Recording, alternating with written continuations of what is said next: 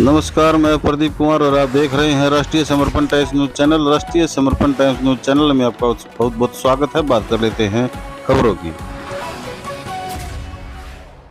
खबर दरअसल बहादुरगढ़ की है। आपको बता दें कि बहादुरगढ़ नगर परिषद में आज भाजपा नेता जसबीर सैनी पहुंचे और उन्होंने सभी अधिकारियों से मुलाकात की और अधिकारियों को कहा कि किसी भी आम नागरिक को किसी भी प्रकार की कोई भी परेशानी ना हो और किसी भी व्यक्ति के दोबारा से चक्कर ना कटाए जाए। कई ऐसे और अन्य तमाम मुद्दों को लेकर के जसबीर सैनी ने नगर परिषद बहादुरगढ़ के सभी अधिकारियों और कर्मचारियों से बात कही। बता दें कि जसबीर सैनी ने कई जो मुद्दे हैं शहर के, जैसे स्ट्रीट लाइट को लेकर के और बेंचों को लेकर के, तमाम कई मुद्दों को लेकर के अधिकारियों से मुलाकात की। आइए सुनाते हैं आपको क्या कुछ कहना है इस सारे मामले को लेकर के जसबीर सैनी का, और जसबीर सैनी ने क्या कुछ कहा तमाम मुद्दों को लेकर के। देखिए हमारी खास रिपोर्ट।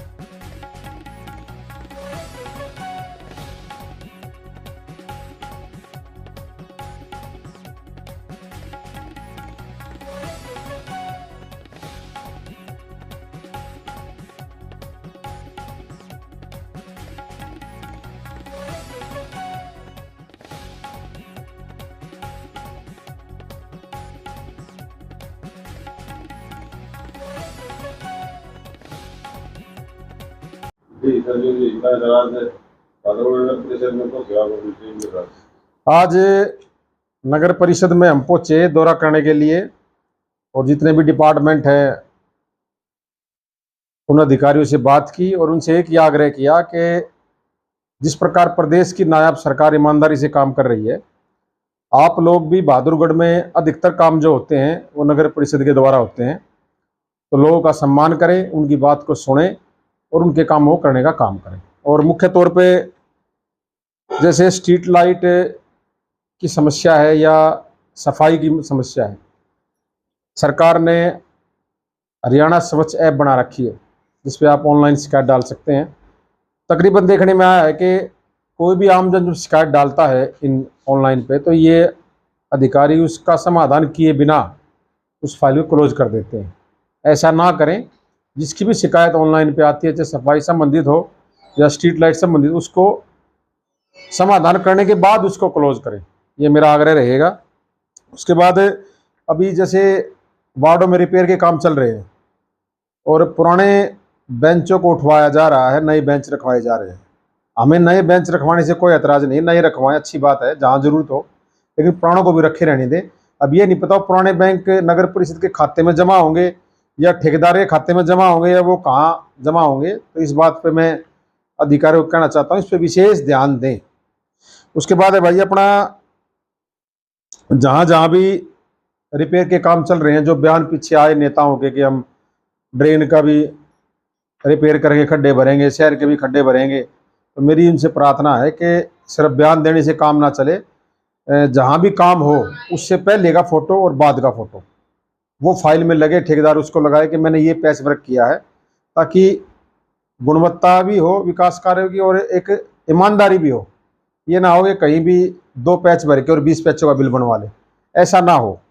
उसके बाद मेरी एक अपील प्रार्थना रहेगी, जहाँ पे गलियाँ भीड़ी हैं, तंग गलियाँ हैं या जो नीचे लेवल पे गलियाँ हैं, वहाँ पे पीछे जब हमारा बोर्ड था हमने मैस्टिक का प्रावधान किया था।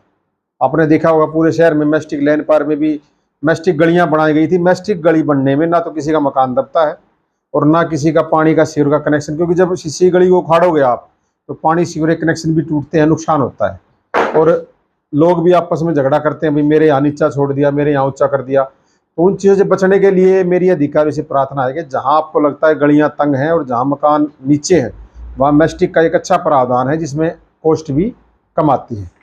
उसके बाद हमने अभी जैसे नई स्ट्रीट लाइटें और स्लैब जो रखे जाएंगे नालों पर, भी बयान था नेताजी का कि हम दिवाली पे जगमग करेंगे शहर को, अच्छी बात है।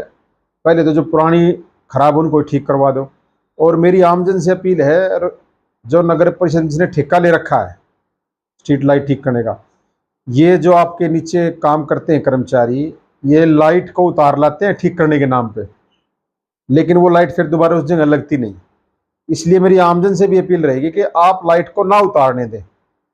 उसको बोले इसको यहीं ठीक करे, 1% मान ले उसके पास उस लाइट का सामान नहीं है ठीक करने का, तो अगले दिन लाके उसको ठीक करे। बहुत सी लाइटें मिस है अपनी जगह से, वो लगी नहीं है वहाँ पे। ये भी एक धांधली का काम है, तो अधिकारी इस पर भी संज्ञान ले।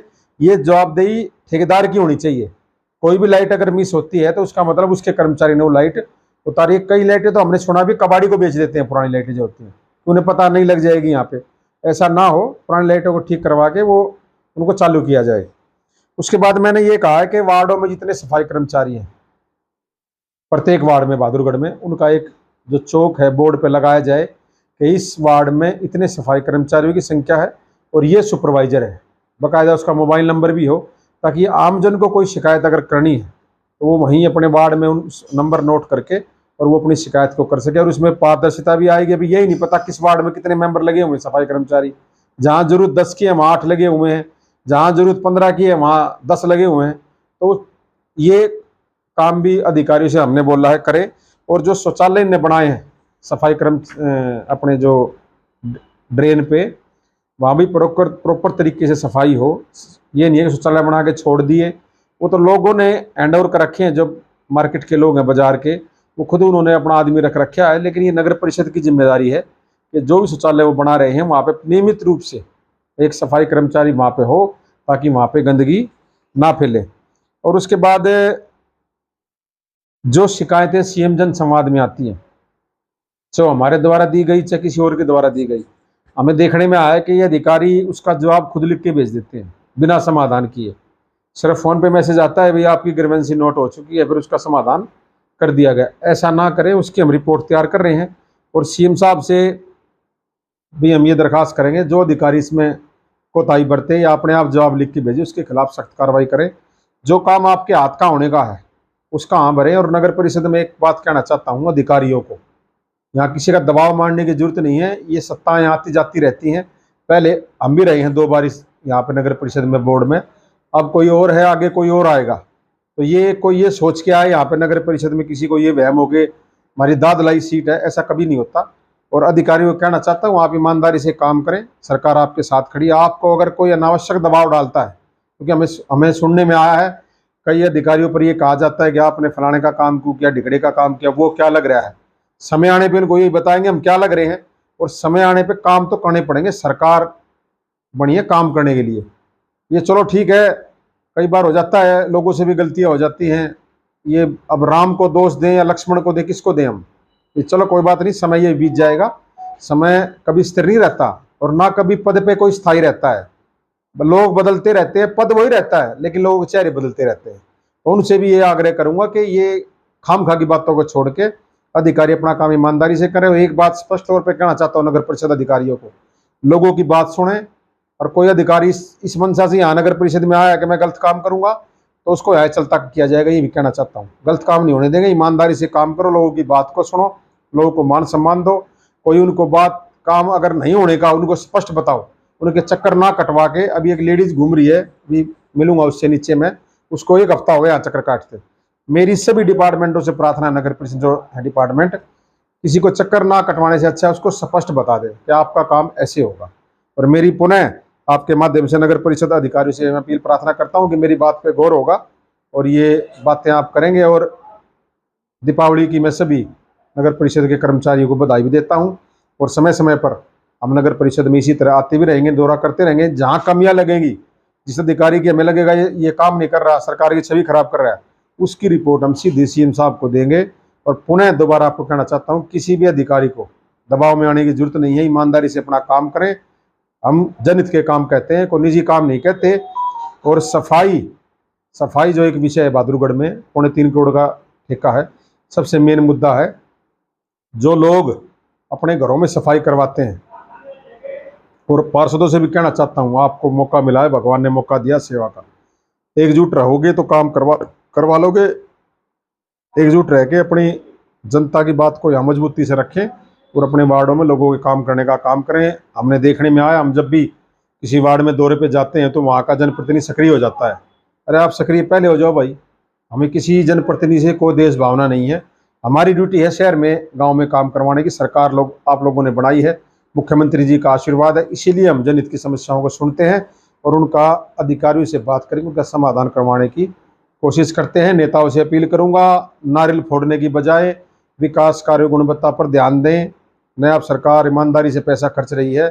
जिस प्रकार की शिकायतें आती हैं, 3-3 महीने में रोड फट रहे हैं, नालों में कमी आ रही है, सीसी गलियां गलत बनाई जा रही हैं, नालियों की शिकायत आ रही है, टूटे जाड़ों को।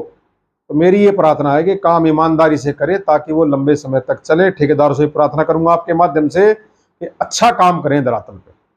और आज हम आए थे, अब सभी अधिकारियों को धन्यवाद करता हूं, उन्होंने कोऑपरेट किया। इसी तरह जनता के साथ भी कोऑपरेट करके जनता के काम करने का काम करें। धन्यवाद।